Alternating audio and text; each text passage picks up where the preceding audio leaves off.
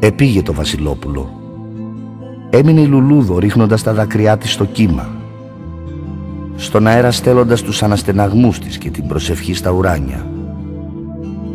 Να βγει νικητής το Βασιλόπουλο, να έρθει η μέρα που θα γεννηθεί ο Χριστός, να γυρίσει ο πιστικός της να την στεφανωθεί. Έφτασε η μέρα που ο Χριστός γεννάται. Η Παναγία με αστραπτερό πρόσωπο, χωρίς πόνο, χωρίς βοήθεια, γέννησε το βρέφος μέσα στη σπηλιά. Το εσήκωσε, το εσπαργάνωσε με χαρά και το έβαλε στο παχνί για να το κοιμήσει. Ένα βοηδάκι και ένα γαϊδουράκι εσήμωσαν τα χνότα τους στο παχνί και φυσούσαν μαλακά να ζεστάνουν το θείο βρέφος. Να τώρα θα έλθει το Βασιλόπουλο να πάρει την Λουλούδο. Ήλθαν οι βοσκοί, δυο γέροι με μακριά άσπρα μαλλιά, με τις μαγκούρες τους. Ένα βοσκόπουλο με τη φλογέρα του, θαμβωμένοι, ξαφνιασμένοι, και έπεσαν και προσκύνησαν το θείο βρέφος. Είχαν ειδεί τον άγγελο αστραπόμορφο, με χρυσογάλανα λευκά πτερά. Είχαν ακούσει τα αγγελούδια που έψαλαν «Δόξα εν υψίστοις Θεό». Έμειναν γονατιστοί, με εκστατικά μάτια κάτω από το παχνί πολλή ώρα, και λάτρευαν αχόρταγα το θάματο ουράνιο. Να, τώρα θα έλθει το Βασιλόπουλο να πάρει τη Λουλούδο. Έφτασαν και οι τρεις μάγοι καβάλα στις καμήλες τους.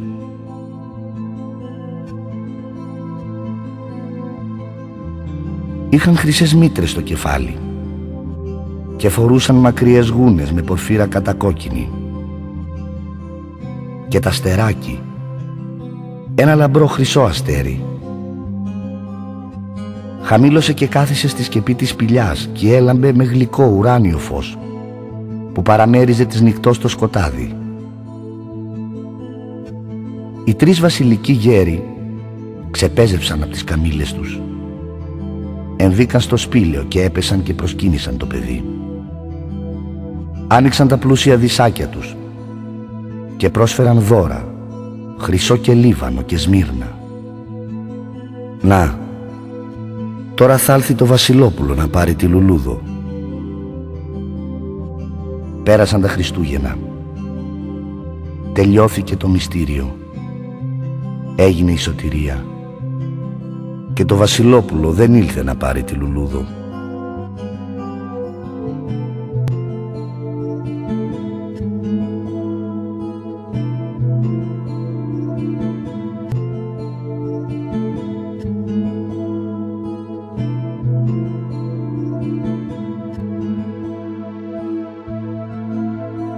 Οι βάρβαροι είχαν πάρει σκλάβο το Βασιλόπουλο. Το φουσάτο του είχε νικήσει στην αρχή.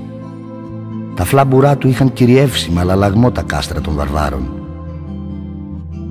Το Βασιλόπουλο είχε χυμίξει με ακράτητη ορμή επάνω στο μούστομα και στη μέθη της νίκης. Οι βάρβαροι με δόλο το είχαν εγμαλωτήσει.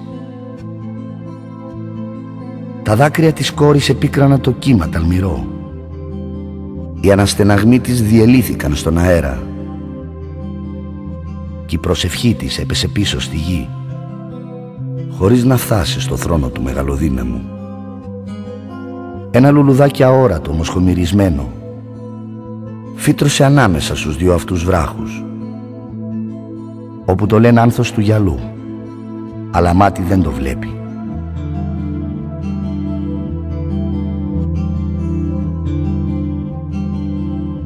Και το Βασιλόπουλο, που είχε πέσει στα χέρια των βαρβάρων, παρακάλεσε να γίνει σπίθα, φωτιά του πελάγους, για να φτάσει εγκαίρος ως την ημέρα που γεννάται ο Χριστός, να φυλάξει τον όρκο του που είχε δώσει στη Λουλούδο.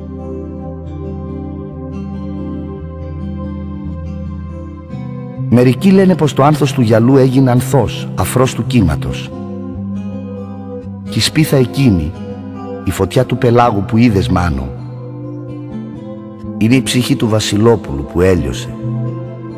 Σβήστηκε στα σίδερα της σκλαβιάς και κανείς δεν τη βλέπει πλέον, παρά μόνο όσοι ήταν καθαροί τον παλαιό καιρό και η ελαφροίσιο της στα χρόνια μας.